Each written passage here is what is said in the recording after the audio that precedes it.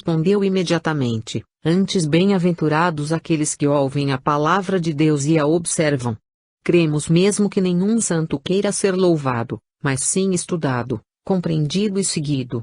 Aplaudir calorosamente os santos, e não fazer nem observar o que eles mandam, é assemelhar-se à rocha que recebe a semente, fala germinar logo, mas em seguida deixa-a morrer por não ter elementos para dar-lhe a vida. Esta passagem vai com vista aos glorificadores de Maria de Nazaré, mãe de Jesus, que é honrada com festas, mas cujos mandamentos, fazei tudo o que meu filho vos ordenar, não são obedecidos, pois não querem ouvir nem observar a palavra de Deus, que tomam por escândalo.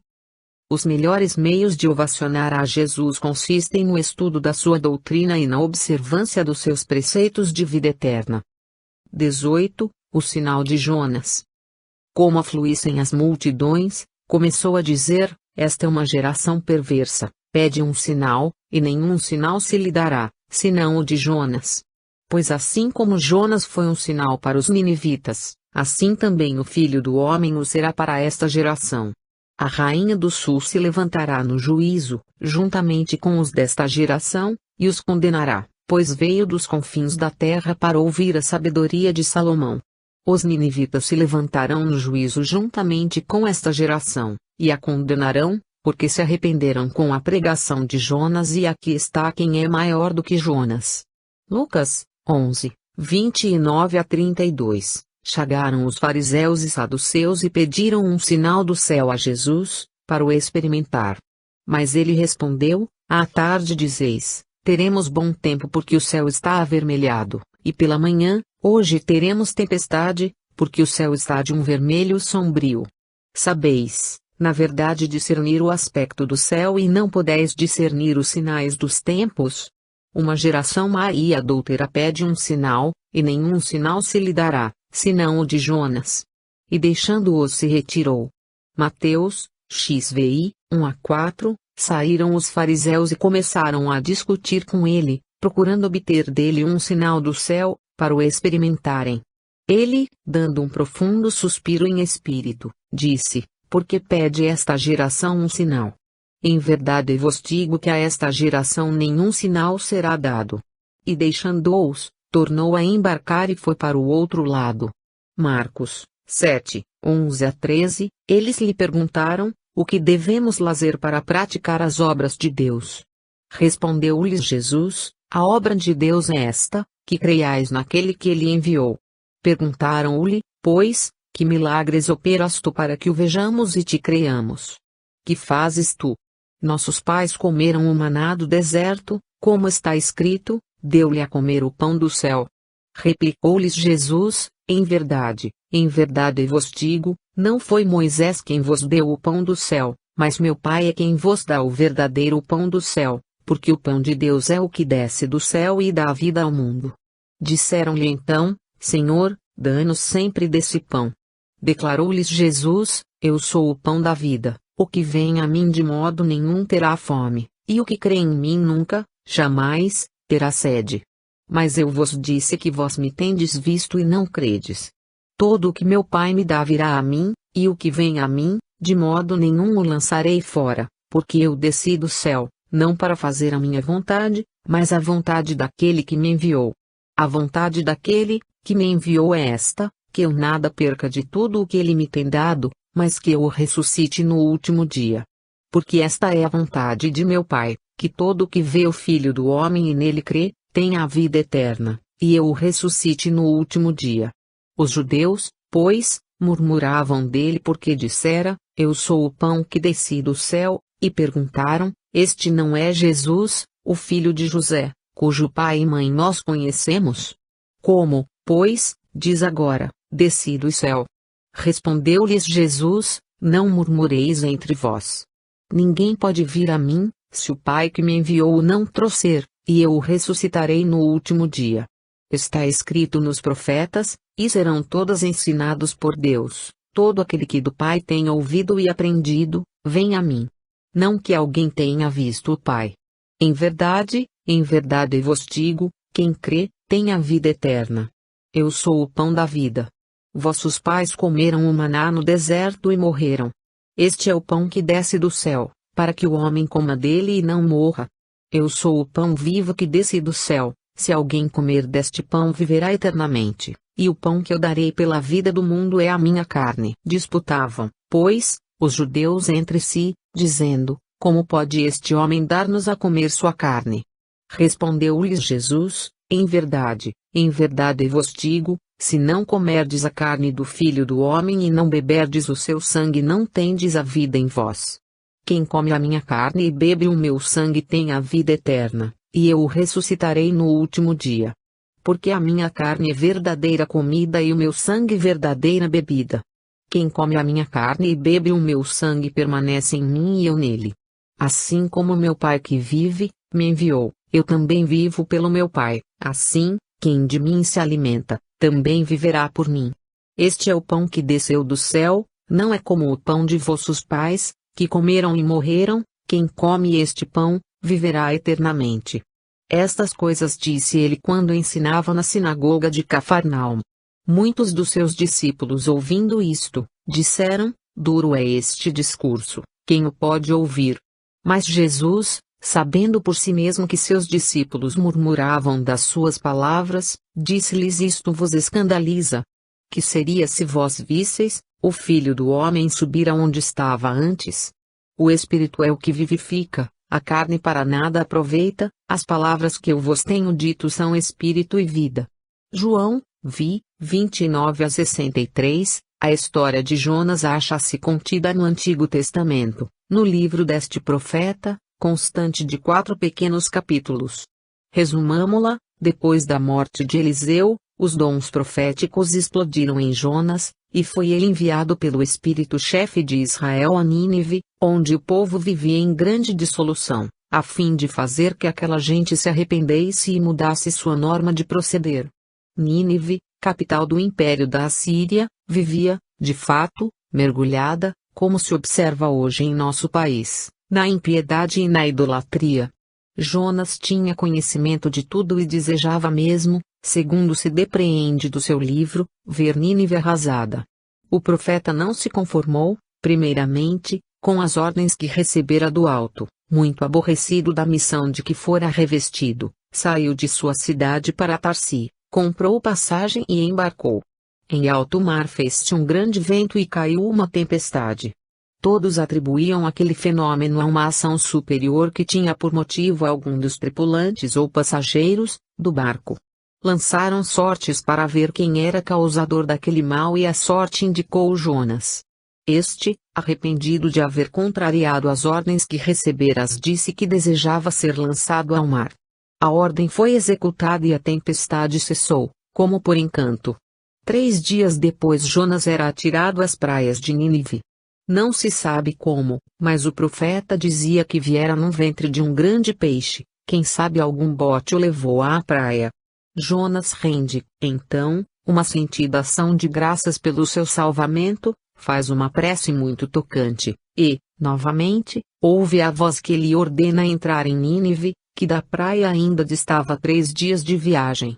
Novamente Jonas quer recusar obediência à voz que lhe fala, mas a voz é imperiosa e afinal o profeta cede, percorrendo as ruas e batendo em todas as portas clamando: arrependei-vos e fazei penitência porque daqui a 40 dias Nínive será arrasada, cada um deixe os seus maus caminhos, quem sabe se o Senhor não nos perdoará ainda e não nos salvará da morte. O povo, como era costume daquele tempo, cobriu-se de cinza, cingiu-se de cilícios e retrocedeu do caminho mau em que ia. Até o rei estremeceu, fez penitência e lançou um edito para que o povo deixasse os maus caminhos. De fato, em vista da nova atitude dos ninivitas, nada aconteceu. Jonas, que havia apregoado o arrasamento da cidade, julgando ter sido vítima de um espírito mentiroso, ficou muito triste, saiu da cidade e ficou sob uma palhoça que levantou, e clamava pedindo a morte. Nesse ínterim, nasceu uma aboboreira, da noite para o dia, com ramaria já extensa e cheia de folhas, mas um bicho ataca e ela morre imediatamente. A situação melancólica de Jonas se agrava porque aquela aboboreira era a sua joia, digamos mais, o produto de seus dons mediúnicos de materialização, pois uma aboboreira em uma só noite não nasce e lança folhas a ponto de ultrapassar a altura de um homem. Jonas irrita-se, blasfema, e a voz lhe responde: farás bem em te apaixonares por causa da aboboreira que não trataste, na qual não trabalhaste, nem a fizeste crescer, e que nasceu numa noite, e numa noite pereceu. E eu não havia de ter compaixão de Nínive, na qual se acham mais de 120.000 homens que não sabem discernir entre a sua mão esquerda e a mão direita, e ainda onde há muitos animais. Jonas 4, 9-11. Feita esta exposição, digam os leitores, qual é o sinal de Jonas?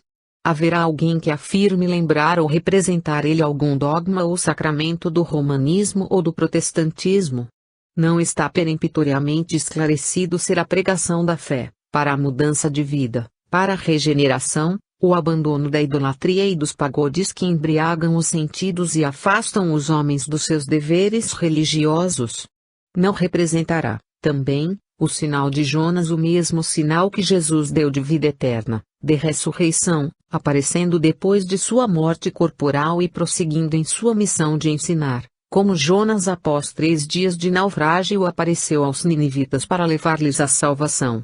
Estude-se bem esse capítulo e procure-se tirar uma conclusão do que Jesus afirmou: a esta geração adúltera não se dará outro sinal senão o do profeta Jonas.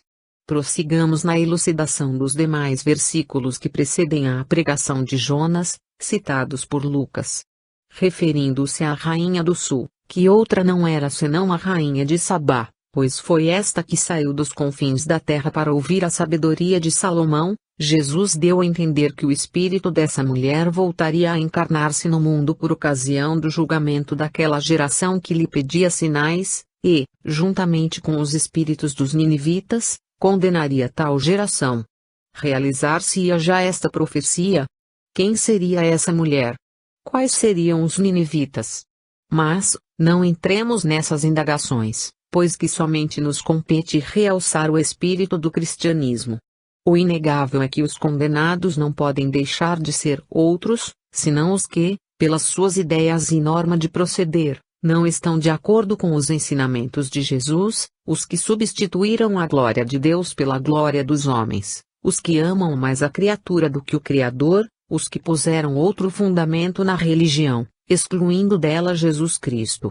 Lendo-se com atenção e analisando-se oração por oração o capítulo de João, versículos 29-64, fica-se inteirado do pensamento íntimo do Mestre, cuja ideia mater é a ressurreição e a vida eterna, princípio, base e fim da sua inigualável doutrina, sendo os meios de alcançar este objetivo, a crença em Jesus e a obediência aos seus preceitos. No versículo 39, lê-se: a vontade daquele que me enviou é esta, que eu nada perca de tudo o que ele me tem dado, mas que eu o ressuscite no último dia. No versículo 40, diz: porque esta é a vontade de meu Pai, que todo o que vê o Filho do Homem e nele crê, tenha a vida eterna, e eu o ressuscitarei no último dia. No versículo 44, diz: ninguém pode vir a mim, se o Pai que me enviou o não trouxer, e eu o ressuscitarei no último dia. No versículo 47, repete: em verdade vos digo, quem crê em mim, tem a vida eterna. No versículo 54, quem come a minha carne e bebe o meu sangue, tem a vida eterna, e eu o ressuscitarei no último dia. No versículo 58, quem come este pão, viverá eternamente. A questão da imortalidade e da outra vida, é base principal da doutrina de Jesus.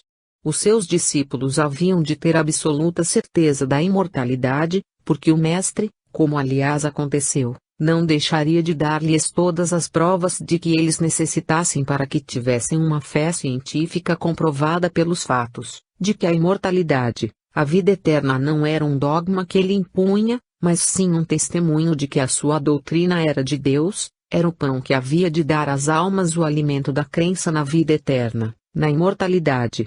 Bastava que crescem na sua palavra e o seguissem para observarem todos os fenômenos, todos os fatos que se desdobravam com a sua presença, fatos transcendentais, metapsíquicos, independentes de fatores físicos e que poderiam ter explicação com a aceitação da teoria da vida eterna, da teoria da imortalidade, lógica e claramente proclamada por ele em todos os seus discursos, em todas as suas manifestações espirituais, e cimentada ainda com uma vida de abnegação e sacrifícios, para que a sua palavra de vida eterna não perecesse sob os dogmas farisaicos que ensombravam a religião. As suas aparições depois da morte, constatadas por todos os evangelistas, são letras vivas, solenes reproduções desses versículos 39, 40, 44, 47, 54, 58, que transcrevemos e não podem ter outra interpretação além da que expomos com a maior clareza e concisão. Essas figuras de que Jesus usou, como por exemplo, quem come a minha carne e bebe o meu sangue tem a vida eterna, porque a minha carne é verdadeira comida e o meu sangue verdadeira bebida, não podem ser tomadas à letra. E isto, o próprio Jesus disse a seus discípulos que acharam duro o discurso impossível de compreender, isto vos escandaliza. Que seria se vós visseis o Filho do Homem subir aonde estava antes? O Espírito é o que vivifica, a carne para nada aproveita. As palavras que eu vos tenho dito são Espírito e verdade. São João 6, 62 a 63. Quem não vê nessas palavras do Filho de Deus a doutrina pela qual ele derramou seu próprio sangue? Quem não vê que essa carne e esse sangue não são mais do que símbolos do Verbo de Deus, que se fez carne e habitou entre nós? Quem não vê que o corpo, representado por carne e sangue, de que Jesus falou, constitui o corpo, o conjunto da sua doutrina, dos seus ensinos, finalmente, o cristianismo? Então o cristianismo não é o corpo do Cristo? O Cristo não é o espírito do cristianismo? E o Verbo não é a palavra de Deus que o Espírito de Cristo assimilou e, para que fosse compreendida na terra, constituiu um corpo de doutrina, verdadeira, imaculada, inatacável pela sua pureza e pela verdade que encerra? Responda quem for capaz, mas responda com fatos, com critério, com lógica, com a razão, com o bom senso. O que quer dizer aquela expressão do Mestre, o Espírito é que vivifica, as palavras que eu vos tenho dito são Espírito e vida. E consentâneo com a razão fazer dessas palavras de Jesus preceitos dogmáticos e fórmulas sacramentais, desvirtuando o pensamento do Senhor e materializando, ao mesmo tempo, o que é Espírito, a ponto de transformá-lo numa obreia de trigo, como fazem os padres romanos, ou num pedaço de pão como fazem os pastores protestantes. E que regras gramaticais usam esses exegetas para assim analisar o Evangelho, submetendo-o a injunções arbitrárias, estreitando-o à sua teologia infantil. Uma coisa é ver o Evangelho na sua pureza pagã, outra é observá-lo com as águas lustrais dos batismos sacerdotais. O Evangelho não precisa ser sacramentado para viver no coração da humanidade, por si só ele se impõe, independente de influências científicas e doutorais. Se os filólogos quisessem prestar-lhe um serviço, ele aceitaria antes o obséquio de serem obedecidos os seus ditames de imortalidade e vida eterna, os seus parágrafos de caridade, humildade, benevolência, tolerância e amor ao próximo, porque fora desses preceitos não há salvação. Outra expressão digna de nota nas referidas sentenças de Jesus, é a que o Mestre repete com singular insistência: eu o ressuscitarei no último dia. Essa promessa feita em todos esses versículos, a todos os que nele crerem, deve ter uma significação formal de realização categórica. O estudante do Evangelho não pode pôr à margem essas palavras, que representam a realização de um fato que tem como premissa a necessidade da crença nas palavras de quem as pronunciou. O último dia da vida terrena é o dia da morte, logo a ressurreição no último dia não pode deixar de significar o reaparecimento daquele que morreu e sua consequente posse da vida eterna. O texto da Vulgata diz claramente ego resuscitabuium in novissimo die, do verbo resuscitare, que quer dizer, fazer voltar à vida, tornar a aparecer, restabelecer, fazer reviver. Não foi outro sentido que os evangelistas deram a essas palavras.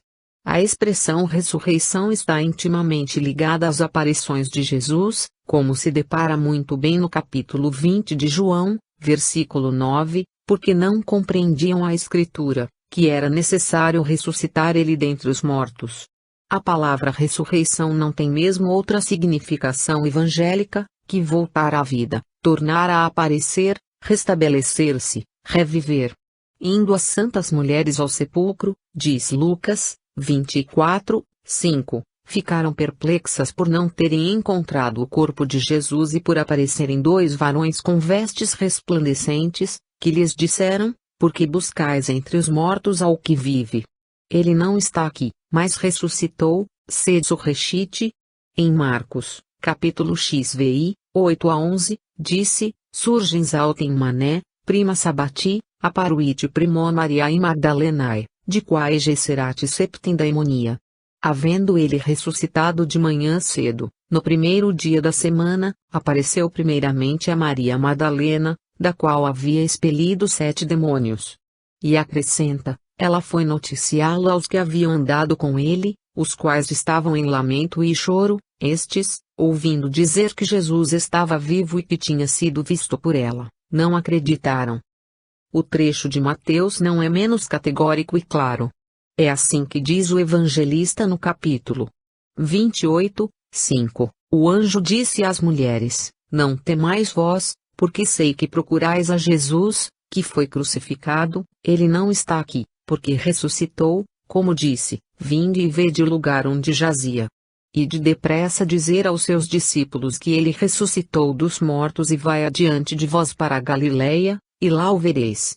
Et cito euntis, dicite discipulis, ejus quia surrexite et proecedite vos in Galilaeum, e biem videbitis, et praedisci vobis.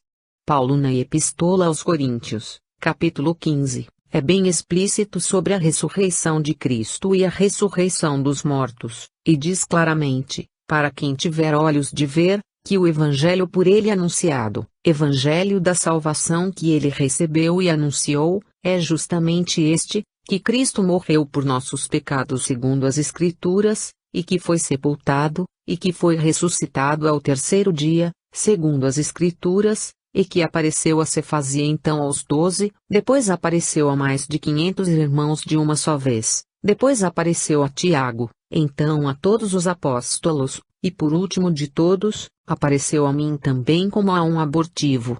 Depois diz ele, se prega que Cristo é ressuscitado dentre os mortos, como dizem alguns dentre vós que não há ressurreição de mortos.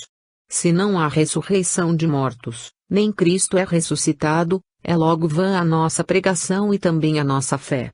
Tão importante julga Paulo a ressurreição dos mortos, a aparição dos mortos, que chega a dizer que não se crendo nela, é vã a pregação e a fé, não tem efeito, não tem valor nenhum a fé, nem a pregação. E em todo o resto desse capítulo o apóstolo não faz outra coisa senão demonstrar a veracidade da ressurreição, ou seja da aparição dos mortos, explicando até com que corpos eles aparecem, ressuscitam e vivem.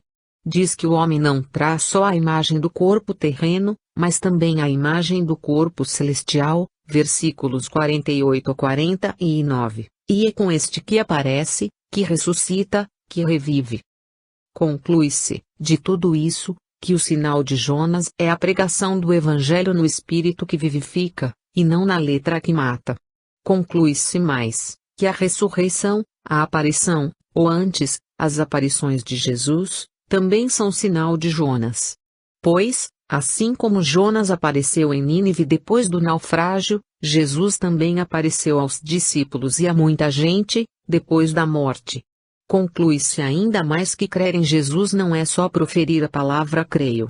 É acompanhá-lo, segui-lo no seu evangelho, estudar e meditar os seus ensinos. Paulo seguia Jesus em espírito, pois no seu tempo Jesus já se havia passado para a vida eterna.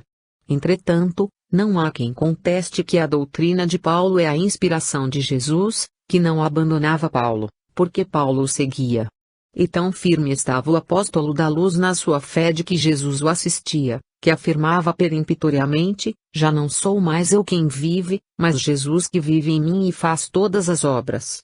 Conclui-se, finalmente, que o Espiritismo é o espírito do cristianismo, espírito esse encarregado por Jesus para vivificar a sua doutrina, dar-lhe ampla expansão, explicá-la e até trazer-lhe o complemento indispensável, de acordo com o progresso dos povos, segundo disse o próprio Jesus: se me amardes, guardareis os meus mandamentos. E eu rogarei ao Pai, e ele vos dará outro Paracleto, Consolador, Advogado, Defensor, a fim de que esteja para sempre convosco, o Espírito da Verdade, que o mundo não pode receber porque não o vê nem o conhece, vós o conheceis, porque ele habita convosco e estará em vós. João 14, 1517. Notem bem a expressão habita convosco e estará em vós apóstrofo, que apud vos manebite, et in vobis erite. O Espiritismo não é, como pensam alguns, uma coleção de livros que ornamentam as bibliotecas e circulam pelo mundo. Muito mais do que isso, é o ideal grandioso que paira sobre nós como um corpo flutuante dos sagrados ensinos, sustentados pelos mais poderosos sábios e santos Espíritos de Deus. Fica, pois, prevalecendo o sinal de Jonas, como o único milagre capaz de converter a humanidade e estabelecer no mundo a paz e a fraternidade. 19. Os olhos e a candeia. Ninguém, depois de acender uma candeia, a põe em lugar escondido nem debaixo do módio, mas sobre o velador, a fim de que os que entram vejam a luz. A candeia do corpo são os olhos. Se estes forem simples, todo o teu corpo será luminoso, mas, se forem maus, todo o teu corpo ficará às escuras. Vê, então, se a luz que há em ti não são trevas. Pois se todo o teu corpo for luminoso, sem ter parte alguma em trevas, será inteiramente luminoso, como quando uma candeia te alumia com a sua luz. S. Lucas 11, 33 a 36. Ultimamente a medicina nos está dizendo que a cura de moléstias como nevralgias e paralisias depende exclusivamente do nariz, de um toque no trigêmeo, etc. Mas o Evangelho nos diz que a sede principal das enfermidades está nos olhos.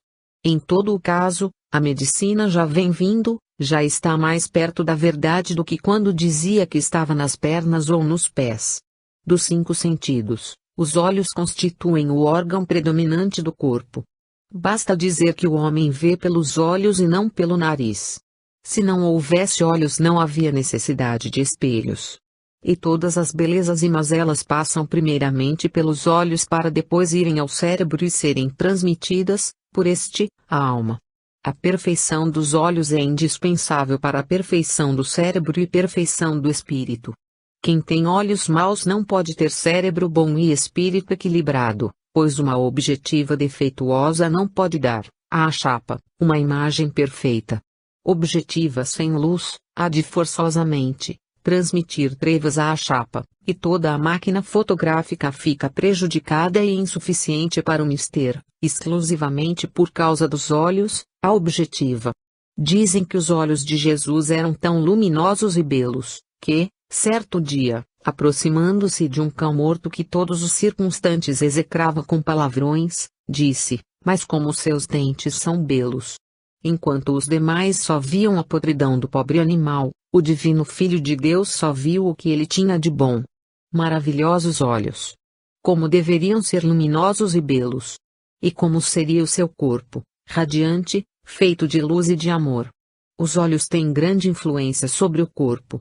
É por eles que entra a vaidade, o orgulho, o pecado que gera a morte. Mas também é por eles que entram na alma os princípios felicitantes do Evangelho, que nos libertam e salvam. Existem olhos tão maus, que chegam a secar tenras plantas, que vivem humildes, festejadas pelas relvas. Existem olhos tão bons, que só um olhar desses olhos chega para curar um enfermo. Os olhos são como a candeia. Candeia mortiça, pavio enfesado, enfumaça o vidro e só dá trevas. Candeia clara, pavio esbelto, espevitado, ilumina tudo o que está na casa, a tal ponto que faz achar dracmas perdidas. Há olhos pretos, olhos castanhos, olhos verdes e azuis, olhos amarelos, mas todos foram feitos de luzes, e tão luminosos chegam eles a ser nos gatos e nos cães, que de longe nos parecem faróis a clarear os caminhos. Entretanto, vêem-se homens com olhos tão escuros que parecem antes um morrão que fumega. O que viram os circunstantes próximos do cão morto? Rigidez, pelo eriçado, desagregação, morte. Só viam o que era ruim. Porque os seus olhos não eram bons, eram candeias de trevas, em vez de serem candeias de luz. Como Jesus só viu no animal magníficos dentes. Porque os olhos de Jesus eram duas estrelas de primeira grandeza, que só viam o que era bom, o que era belo. Lembra os magos que, para poderem achá-lo, embora se premunissem de boa vontade, tiveram de premunir-se, antes de tudo, de uma estrela que os guiasse ao presépio de Belém, onde Jesus estava. Para ver o que é bom é preciso ter olhos bons, cheios de luz. Os olhos são como as candeias. Cuidado, diz o Evangelho, com o teu corpo, porque se teus olhos forem maus, ai de ti, o teu corpo ficará às escuras. O nariz é sentido do olfato, mas os olhos, os da visão. Iluminemo-los mais e mais, porque é por eles que recebemos as grandes sensações. 20. A luta contra os fariseus. Tendo acabado de falar, um fariseu convidou-o para almoçar com ele, e Jesus, havendo entrado, pôs-se à mesa. Vendo isto, o fariseu estranhou não se ter ele lavado antes de almoçar. O Senhor, porém, disse-lhe: agora, vós os fariseus, limpais o exterior do corpo e do prato, mas o vosso interior está cheio de rapina e maldade. Insensatos, porventura, quem fez o exterior, não fez também o inferior? Dai, porém, em esmolas, o que está no copo e no prato, e eis que todas as coisas vos são limpas. Mas ai de vós, fariseus, que dizimais o endro, a hortelã e o cominho e desprezais a justiça e o amor de Deus. Estas coisas, porém, devíeis fazer sem omitirdes aquelas. Ai de vós, fariseus, porque gostais das primeiras cadeiras nas sinagogas, e das saudações nas ruas.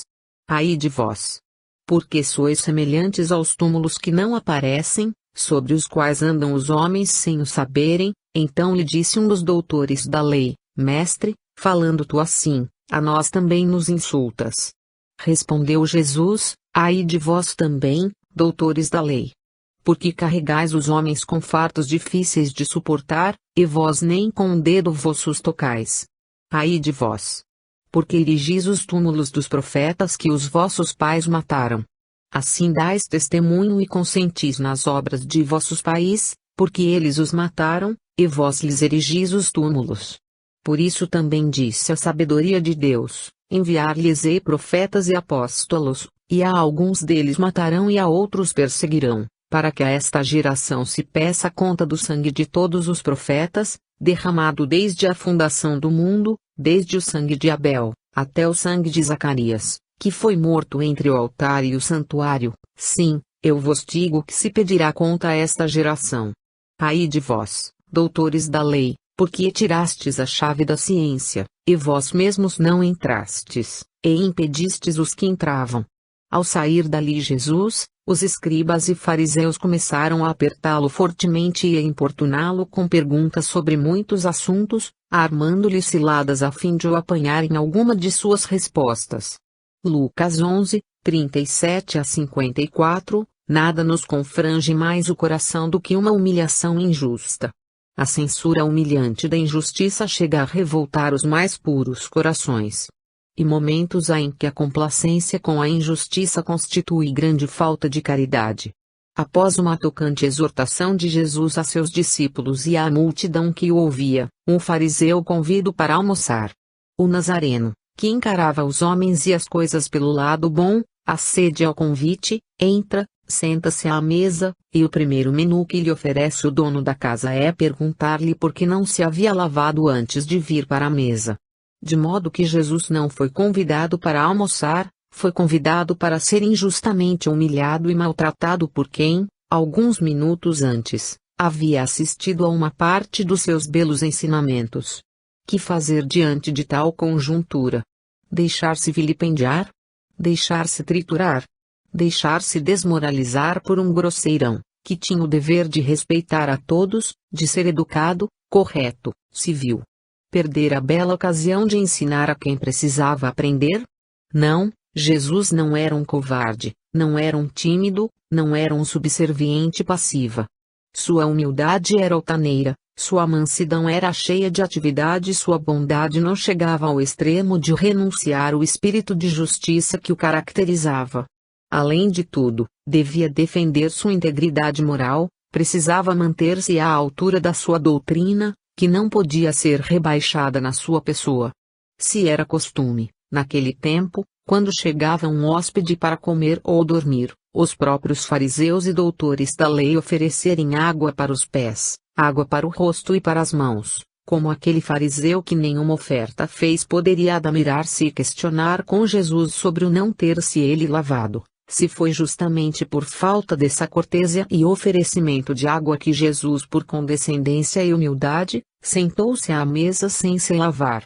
Os fariseus convidavam a Jesus para almoçar ou jantar, mas não lhe ofereciam antes água para banho, nem lhe davam o ósculo costumeiro, o beijo que davam a todos os que os visitavam e com eles se sentavam à mesa. No capítulo 7, 44 a 45 do evangelista Lucas, vemos Jesus em casa de Simão, fariseu, reclamando essa falta de água e de ósculo, daquele que o havia convidado para jantar, e que também duvidou da sua moral porque Maria Madalena entrou para oferecer, com lágrimas de nardo, o seu arrependimento, ao Filho de Deus, dos pecados que havia praticado. 1. Parábolas e ensinos de Jesus. Pois se tu me convidas para sentar à tua mesa e não me ofereces banho primeiramente, como podes censurar-me de estar eu sentado à tua mesa, não tendo lavado as mãos e os pés à tua vista? Está-se vendo que a censura de Simão foi preparada de emboscada, e que o fim do convite não foi para matar a fome, e, sim, para tornar ainda mais faminto de amor e compreensão aquele cujo alimento principal era fazer a vontade do Pai que está nos céus. O cristianismo é uma doutrina de virtudes ativas, e o cristão não deixa passar ocasião em que possa demonstrar a sua fé, a sua coragem, a sua superioridade espiritual, manifestando com o maior desassombro as suas ideias, o seu pensamento, embora com grande sacrifício até da sua vida. Não se pense que o cristão é um escravo, um moleque, um títere de qualquer condecorado ou potentado, que o possa torcer para este ou aquele lado. Jesus aceitava por dever assim demonstrar aos fariseus e escribas, que o assaltavam continuamente com perguntas estapafúrdias, armando-lhe ciladas e fingindo-se seus admiradores, a ponto de convidá-lo para almoçar e jantar, mas com o fim de oprimi-lo e acusá-lo. Demais, não se pode ter certeza se Jesus lançara seus olhos cheios de luz sobre o coração daquele fariseu atrevido, ou olhara pela rama, vendo nele somente os dentes alvos, como aconteceu com a história do cão morto. É possível que o mestre, cheio de boa fé, não tivesse percebido a cilada e daí partissem os arroubos de justa indignação que teve para desmascarar aquele hipócrita. Este trecho citado por Lucas no referido capítulo 11, versículo 44, ai de vós, porque sois semelhantes aos túmulos que não aparecem, sobre os quais andam os homens sem saber, confirma haver Jesus ido de boa fé à casa do fariseu. E só depois da censura é que o mestre ficou sabendo com quem tratava. Foi preciso que o túmulo exalasse a podridão para que se tornasse conhecido. Quantos túmulos existiriam naquelas condições, que não apareciam e sobre os quais andavam os homens sem o saber? Quantos túmulos existem ainda hoje nas mesmas condições, sem ao menos uma cruz que os assinale? Nessa matéria de túmulos, parece-nos serem esses os mais perigosos. Há os túmulos ornados, mas em cujo interior só se acham podridões, há os sepulcros branqueados, que parecem belos aos olhos dos homens, mas dentro dos quais somente existem ossos. Contudo, de todos estes, os piores são os que nada assinalam. Parece que caminhamos em terra firme, quando caminhamos sobre túmulos. Se é verdade que uma parte dos escribas e fariseus era semelhante a túmulos vistosos, cheios de ossatura e podridões, não há que duvidar que uma grande parte deles era como os túmulos que não apareciam e sobre os quais andavam os homens sem o saber. Daí a necessidade da demarcação para evitar o contágio de alguma mazela perigosa. E Jesus não deixou de fazê-lo.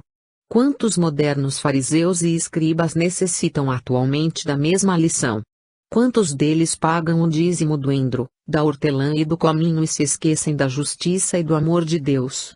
Quantos querem as primeiras cadeiras nas igrejas e nos banquetes e gostam de ser saudados nas praças públicas? Quantos doutores da lei carregam os homens de pesados fardos, difíceis de suportar e eles mesmos nem com as pontas dos dedos os tocam? Quantos erguem igrejas e altares aos profetas que seus pais mataram? Continuam na religião de seus pais, mas erigem altares e levantam imagens dos profetas que seus pais mataram, dando assim testemunho que estão de acordo com a obra de seus pais. A história do cristianismo em sua rude singeleza mostra muito bem a atitude estoica de Jesus para manter a sua palavra, que deveria chegar até nós e reviver nos corações a fé no ideal. E essa história não se limita unicamente ao que se passou, ela é uma previsão do futuro com as suas conquistas e suas lutas, para o verdadeiro estabelecimento dos princípios de moral, que servem de base à excelente doutrina. O mundo, dominado por uma legião de espíritos orgulhosos, egoístas, despóticos, somente conquistará a sua liberdade com o expurgo desse elemento prejudicial, conservantista, inimigo do progresso. Todos esses assassinos, que fizeram correr rios de sangue, que tolheram a liberdade, que inutilizaram os dons de Deus, que mataram em nome da lei e do altar, hão de dar contas dos seus feitos, e então, ai deles. Ai dos que espoliaram os pobres. Dos que tentaram apagar o achote da verdade, destinado a iluminar a humanidade. Ai dos salteadores do poder. Dos lobos vestidos com peles de ovelhas, dos mercenários e mercadores das coisas santas. Dos que humilharam os justos. 21. A grande revolução. Vim lançar fogo à terra, e que mais quero, se ele já está aceso? Mas tenho de ser batizado com um batismo, e como me angustio até que ele se cumpra. Pensais que vim trazer paz à terra? Não, eu vo-lo digo, mas divisão, porque de hora em diante haverá numa casa 5 pessoas divididas, 3 contra 2, e 2 contra 3, estarão divididos, o pai contra seu filho, e o filho contra seu pai, a mãe contra sua filha e a filha contra sua mãe, a sogra contra sua nora e a nora contra sua sogra. Lucas 12, 49 a 53. Não penseis que vim trazer paz à terra, não vim trazer paz, mas espada.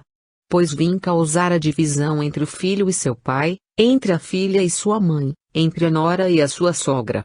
Assim os inimigos do homem serão os da sua própria casa. Quem ama seu pai e a sua mãe mais do que a mim, não é digno de mim, e quem ama seu filho e a sua filha mais do que a mim, não é digno de mim, e aquele que não toma a sua cruz e não me segue, não é digno de mim.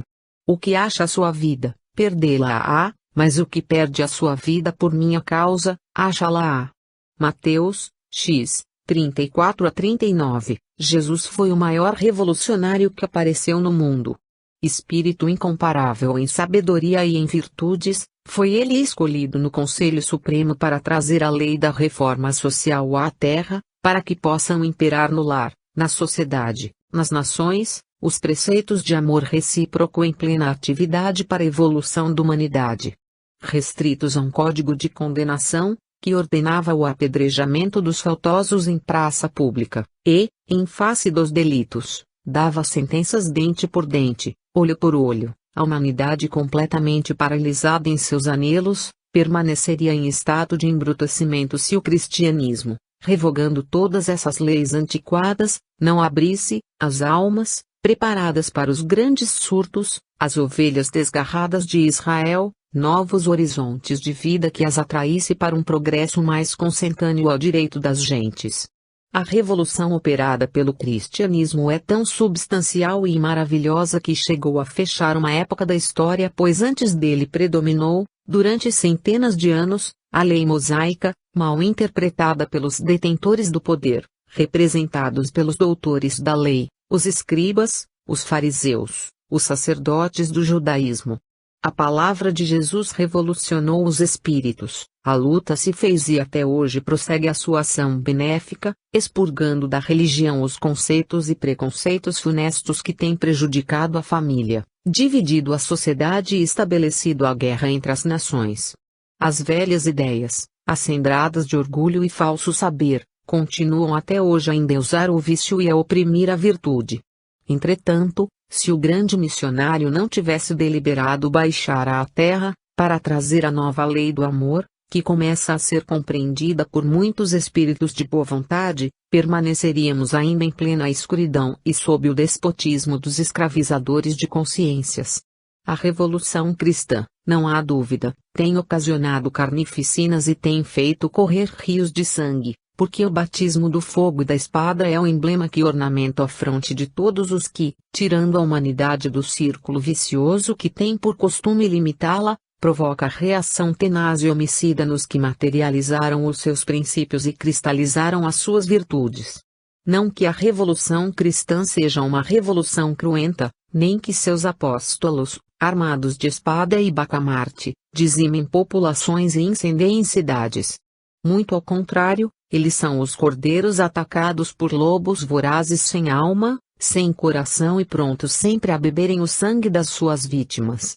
Prova disso é a tragédia do Gólgota, o mais horripilante atentado que a história registra com letras de sangue. A Revolução Cristã é a execração do ódio e a proclamação do amor, é a bandeira da fraternidade universal, flutuando na inteligência, sob a paternidade de Deus. Nem pátria, nem família, nem potestades, nem domínios, tudo por Deus, tendo como meios a sabedoria e a virtude. Jesus não prega o desprezo, mas o desapego à família terrena.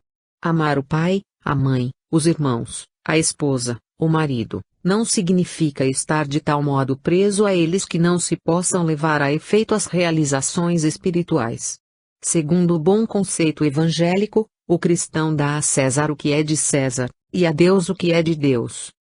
Percorrei as páginas do Evangelho e vereis a essência do cristianismo com seus poderes ditames, capazes de fazer, de um mundo velho de prejuízos e de ignorâncias um mundo novo de sabedoria e de progresso, sobre as bases da mais bela moral que se evidencia nas 4 letras do alfabeto divino, amor. A sentença de Jesus, não vim trazer a paz, mas a guerra, a espada vim lançar fogo à terra e quero que ele se acenda, pode-se muito bem traduzir na outra sentença, se vis pacem, para bellum quereis a paz? Preparai-vos para a guerra, porque os princípios cristãos, que nós espíritas relembramos e propagamos, como Jesus o fazia, provocam a luta acirrada dos sacerdotes conservantistas, das religiões sectárias, dos fanáticos e das beatas supersticiosas, que não conhecem outra religião além dos cultos, saltérios, ritos e formalismos que desnaturam, obscurecem e aniquilam a pura religião de Jesus Cristo, emblema luminoso da fé que ilumina e do amor que salva.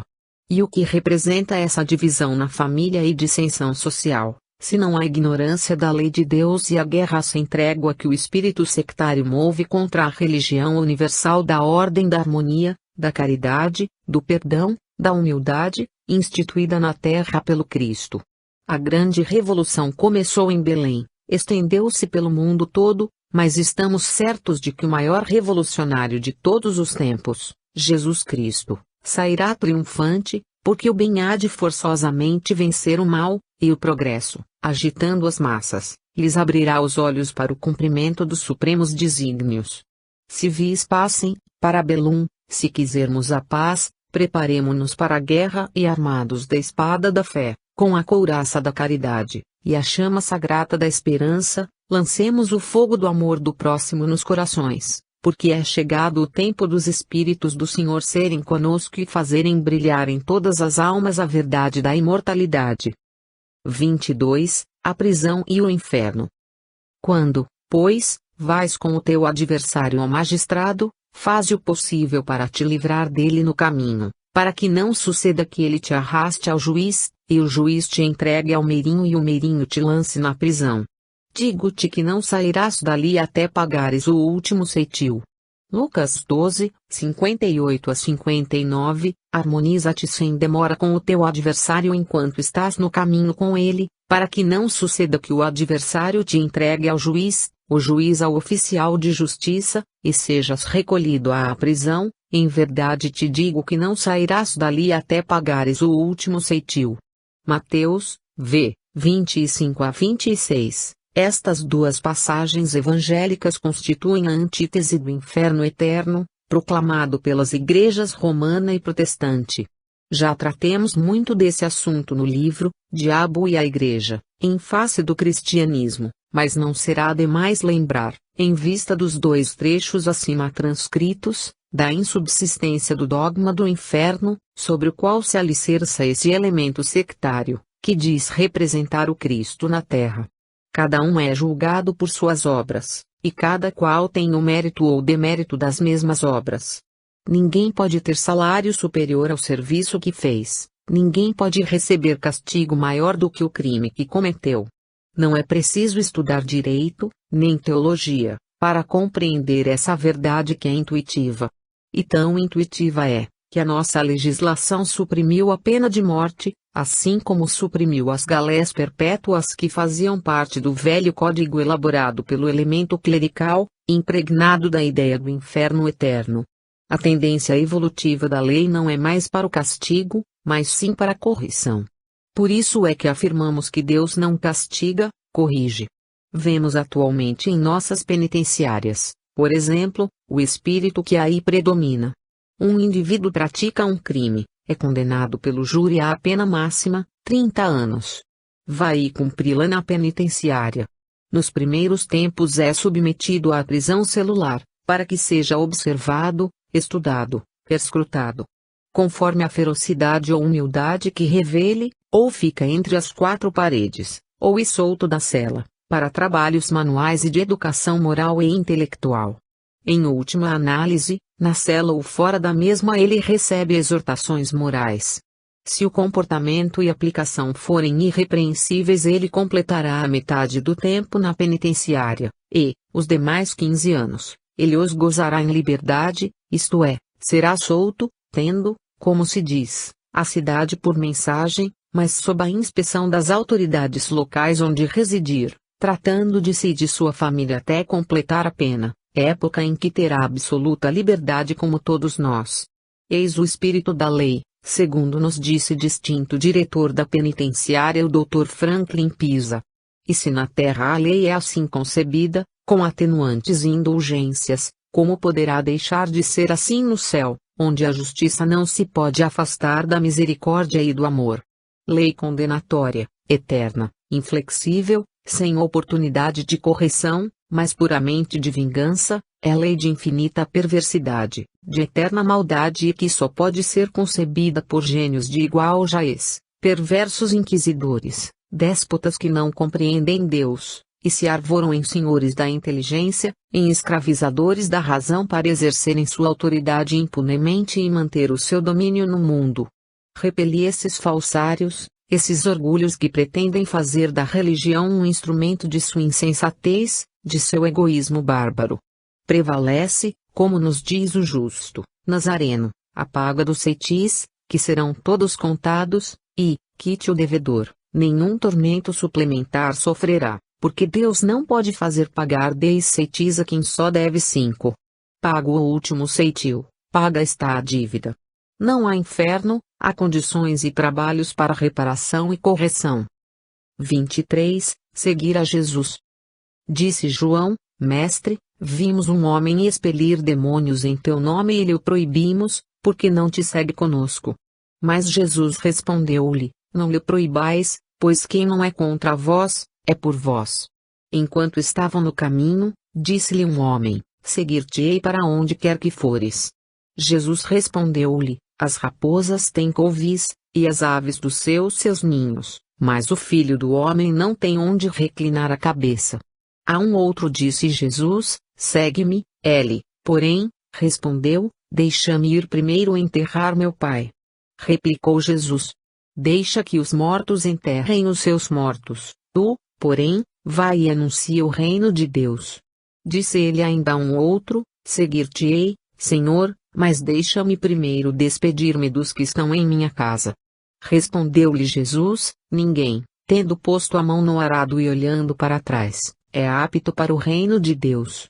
Lucas 9, 49 a 62. Disse-lhe João: Mestre, vimos um homem que não nos segue, expelir demônios em teu nome, e lhe o proibimos, porque não nos seguia. Mas Jesus respondeu: não lhe proibais, porque não há ninguém que faça milagre em meu nome e logo depois possa falar mal de mim, pois quem não é contra nós é por nós. E aquele que vos der de beber um copo de água, porque sois do Cristo, em verdade vos digo que de modo algum perderá a sua recompensa.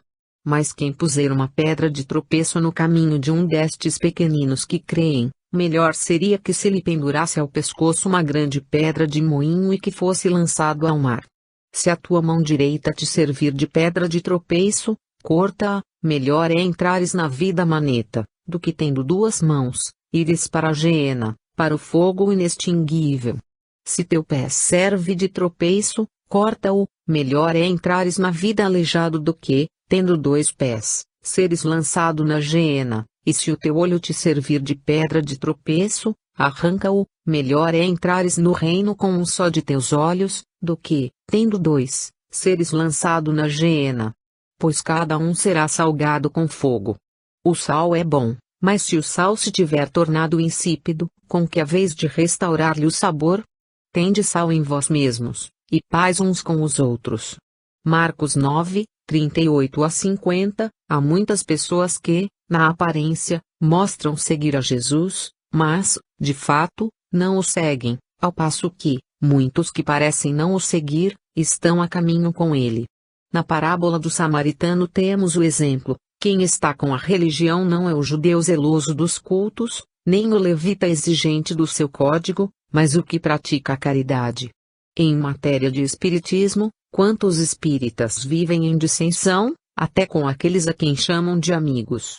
Quantos deles, em vez de trazerem o Cristo no coração, trazem-no só nos lábios, e, ainda quando falam das coisas sagradas, é para censurar os que trabalham desinteressadamente pela causa que esposaram, e não lhes são afetos.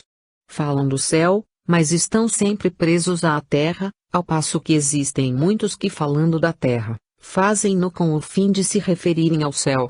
Não pode haver, por isso, aquele que, agindo em nome de Jesus, externe esse modo de agir a vá falar mal de Jesus.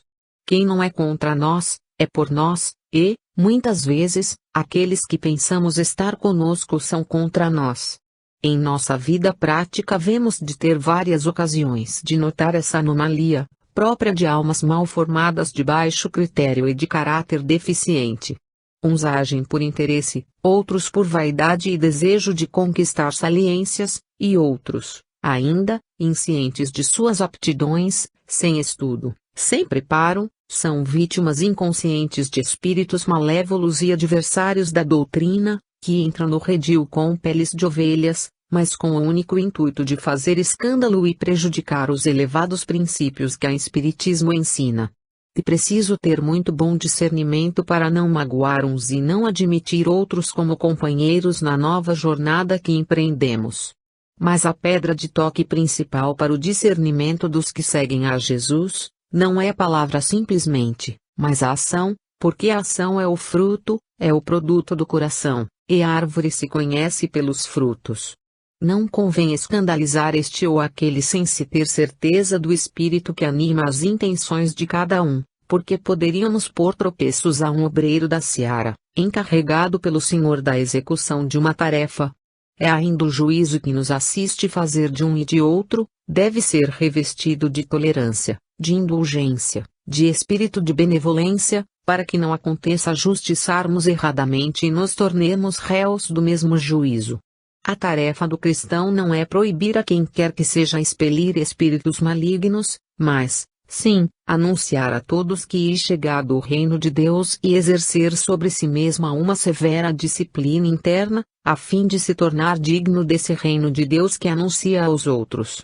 Só assim poderemos seguir a Cristo, só assim poderíamos acompanhá-lo em seus sagrados ditames, em suas excursões maravilhosas, de Belém ao Tabor, do Tabor à ressurreição gloriosa e demonstrativa de uma vida real e próspera que nos aguarda no espaço pontilhada de sóis seguidos de mundos que afirmam e confirmam, com suas luzes e claridades, a realidade do reino de Deus.